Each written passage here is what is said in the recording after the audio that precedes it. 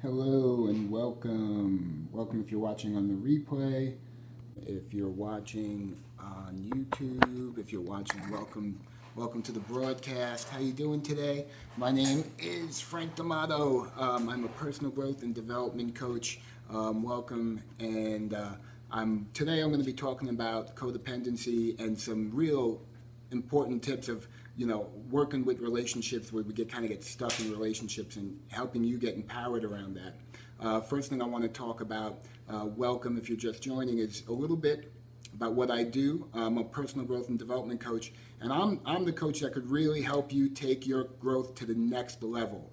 I'm really about, if you've done the workshops, if you've got a rack full of self-help books, if you've done all that stuff, hey Caleb, welcome.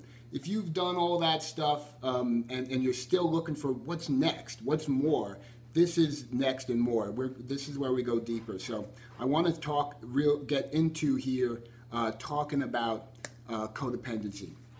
And what we're talking about when we talk about that, because when we say that word, everybody means a different thing, slightly. And so what I'm talking about is the quality when you're in a relationship where you really can feel stuck in the relationship, where you feel like, man, I'm in this relationship longer than I should be. I wanted to leave sooner and I couldn't get out of it. I felt like I was trapped in that relationship, almost like a feeling of being addicted to the person.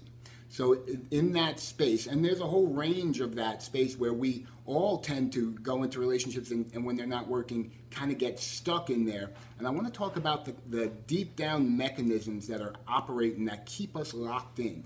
Okay, so in the way I look at and work with people around relationship patterns and codependency is we have things that we all have wounds that we carry, and around those wounds we have needs. Okay, so when we get into a relationship where we get stuck, it's usually, almost always that I've seen, in some way or another, that person is fulfilling a need for us that we cannot and do not fulfill for ourselves. Okay, and that person kind of hits that button for us. They ring that bell and we feel incredible. So I'm going to give you a specific example from my life, how this turns about, how I've gotten caught into these kind of codependent, unhealthy, dependent relationships. From my childhood, parts of the wounds that I carried was having parents that my father was not around a lot, and so I often felt ignored. I felt not valued. What rings and I call it I call it the get high button. When I'm in the relationship, I start dating someone, if they start putting on me and they start telling me how special they think I am, they start telling me, wow, Frank, you're really unique. I've never met, this phrase, I've never met anyone like you. It's like, boom, I can feel, and you can feel this too, that rush, that high, that exhilaration. That's the get high button. And I never knew what my get high button was. That just felt good. I'm going to roll with it. If you're joining in, welcome. That felt really good. I'm just going to roll with that. And then I'm going to think it's this person. This person's amazing. We're this just great fit. And meanwhile, I've got all these brain chemicals flying back here. And what's happening is I've got this button. I've got this need to feel special. I've got this need to be validated, to be valued, that I'm not finding a way to fulfill for myself. And I may not be aware of it. But this person comes along and they give that to me. And all of a sudden, everything seems to fit in place. I feel lighter. I feel valued. I feel special. And I think this is great. And I think, well, they're going to get married or whatever. I play that tape out all the way. And I'm now beginning to get hooked into the relationship. And I'm beginning, because I'm so dependent on that need, and I'm so high around feeling that need. I want to welcome, if you're just joining, we're talking about codependency and how it hooks us in. I get such a rush from getting that need fulfilled, I start to create a fantasy of the person. And I'm not really seeing the actual person that's there. I'm seeing this idealized version of the person who is, wow, they're wonderful, they're perfect, because I've got all this serotonin stuff flowing in my brain. I feel like it's awesome, amazing. And my brain starts to discredit any data that doesn't fit my fantasy picture. And so I start to ignore all that and just continue to create this over-idealized fantasy of this person, and because I'm getting my need fulfilled, and I'm going to stay there, and I'm going to keep doing that. The issue starts to come when over time, the person does not continue to not meet our fantasies, and then we start to get angry and resentful towards them. And then I might want to go, you know what, I might want to get out of here. I might want to leave. This relationship isn't working. We're fighting a lot. It's not working. But I'm still getting that need met. And there's still that part of me that's going to hold on, hell or high water, is not going to let go of getting that need met. So that's where the being stuck comes in. And I'm stuck, and I'm in this relationship, and I don't know how to get out of it. And that's where people end up saying things like, you know, I should have gotten out of there a long time ago, but I didn't. Well, this is the opportunity. If this is a pattern for you, and it has been a pattern for me in the past, there's a great opportunity for self-awareness and to learn about what your wounds are and what your needs are, and to learn to take care of yourself. Because I deeply, deeply believe and work with people to get them to have a healthy relationship. You need two healthy individuals who are able to take care of themselves, take responsibility for their own feelings, and take responsibility for their own hurts and wounds, and be able to handle that themselves and not be dependent on another person to be there to fix that for them, okay? So part of the gift of these experiences, we get to get clued into what those wounds are. So for me, going through a lot of these cycles over and over and over, it took me a while to learn what my get high button was. And I've learned one of them is when people tell me I'm special. Because we all have a need to feel special, okay? We all have different needs, but that's a big one for me, and that is the get high button. So I'm going to talk about, now I'm in the current relationship, and how I use that information in the moment to stay in a healthy space in my relationship. This happened just last night. I was with the person I'm dating, and we were having a great conversation. We were talking, and she said one of my get high phrases. She said something to the effect of, you know, the way we talk, you and I really can't talk to anyone else like that, the way we talk. And I immediately, as soon as she started to say that, I felt that excitement, that tingling in me, that part of me, that get high button was being pressed.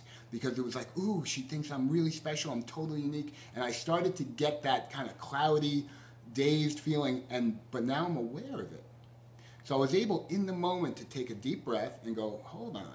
Okay, I know that's a wound in me. I know that part. I know where that's from, and I'm going to just notice it and set it aside. And in fact, I mentioned it to her, and I said, hey, you know what? I was seeing that come up, and I wasn't jumping on board with that. And the great gift of that is when I start to realize is when I go into that fantasy space. If I had allowed myself to really go into that fantasy of, oh my God, you know, this is this perfect thing. She sees me as this thing. When I go in that space, I'm not really, really seeing her as an individual. I'm seeing my idealized fantasy. In fact, I might as well be having a relationship with myself at that point. So I have to be able to kind of see the illusions, see where these projections are coming from, and kind of take a step back from it and own it. And then I can really relate to her. Thank you for the hearts, because it helps me to know that this is resonating with some people. It helps me to really see that, and I was able to kind of say that and then communicate that from a very mature and clear space, because I want to have a real relationship with a person, not with a fantasy. I don't want the other person to be there to fulfill my needs. I want to be able to fulfill my own needs, and the fact that she appreciates me only gives me that much more of a good feeling, because I don't need it, right? I can do it for myself. I appreciate myself, and I have these incredible learning opportunities. So that is really where the great gift of these process, where this comes up. Because it could ask the question, and here's the question, if you're in that situation or have been, or you could look back at your past and look at it, when you've been in that relationship for too long.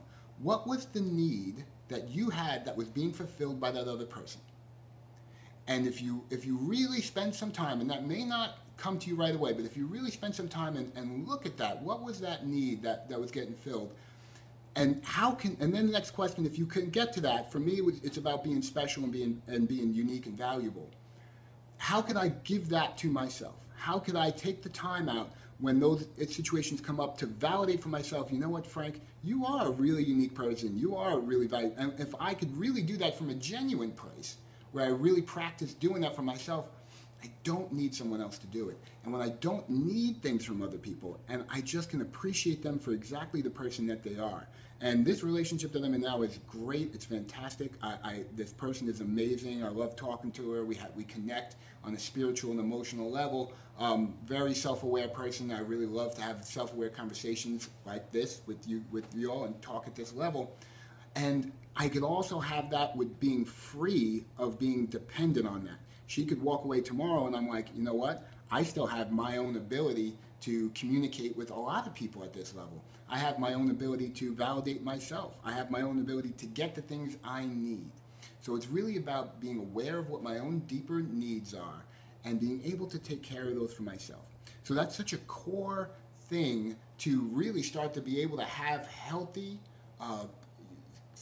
really being self-responsible, being able to take care of yourself. And when you have two people who have a method of being able to take care of themselves, who are responsible for their own feelings and can have a healthy relationship, it is one of the most empowering dynamics that you could have for all of your life. Because this relationship and relationships that have been healthy and empowered for me have really, really added to all the areas of my life, my business, my other friendships and my other interactions, and it doesn't become a drain like those codependent relationships do. So if you got something out of this, you got some value out of this, just at Compassion Coach on Twitter, at Compassion Coach on Twitter and Periscope. If you're watching on YouTube later after the fact, email me anytime you want. I'd love to hear your questions and have a dialogue. www.unlimited-lifecoach.com. Send me an email. I'll be happy to respond. You have a question you want to talk, I'd be happy to respond to you. Hope you have a great day and take care.